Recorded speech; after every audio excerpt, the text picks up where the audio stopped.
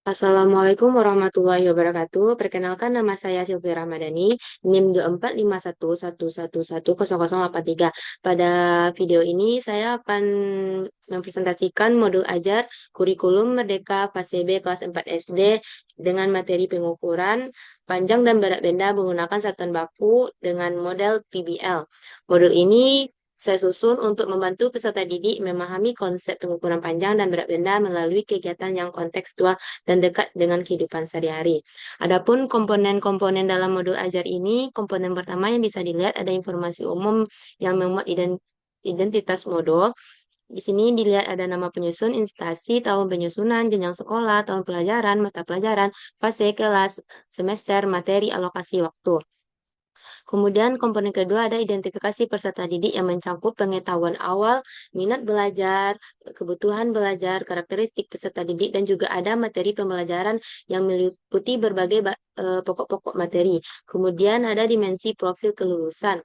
Komponen yang ketiga itu ada desain pembelajaran yang meliputi CP dari modul pembelajaran ini. Kemudian ada TP-nya, tujuan pembelajaran. Kemudian juga ada praktik pedagogi yang memuat model pembelajaran, strategi pembelajaran, dan metode pembelajaran yang bisa dilihat pada layar. Kemudian juga ada kemitraan pembelajaran, lingkungan pembelajaran, serta pemanfaatan digital.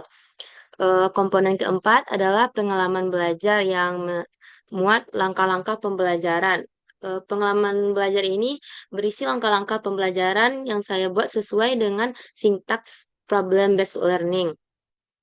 Di sini kita lihat ada kegiatan awal, kegiatan inti, kemudian juga ada eh, kegiatan penutup. Di sini saya juga selanjutnya terdapat refleksi untuk peserta didik dan guru. Serta juga ada asesmen pembelajaran dan tindak lanjut.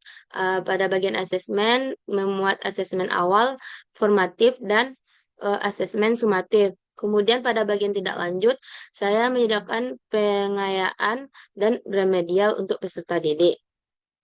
Komponen terakhir yaitu adalah lampiran nih. Pada bagian lampiran terdiri atas bahan ajar, media pembelajaran, nih, media pembelajaran, media konkret maupun media digital. Kemudian ada LKPD yang disusun sesuai dengan sintaks-sintaks PBL, serta ada evaluasi dan rubrik penilaian. Evaluasi evaluasi pembelajaran digunakan untuk mengukur ketercapaian tujuan pembelajaran, sedangkan rubrik penilaian mencakup aspek pengetahuan, sikap dan keterampilan. Kemudian implementasi karakteristik peserta didik dalam modul ajar ini dapat kita lihat pada bagian karakteristik peserta didik, identitas peserta didik.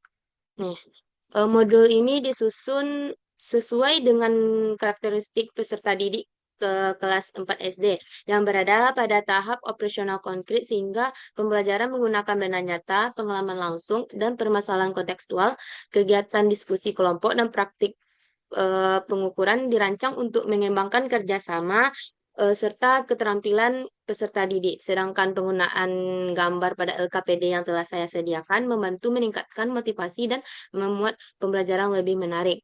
Kemudian ada analisis relevansi setiap poin modul ajar. Yang pertama ada relevansi model PBL.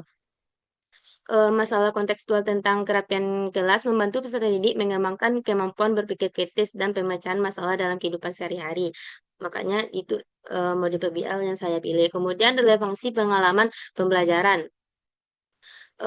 Peserta didik belajar melalui pengamatan kerja kelompok, penggunaan alat ukur, presentasi hasil, dan refleksi sehingga keterampilan berpikir kritis, komunikasi, kerjasama, dan tanggung jawab dapat berkembang.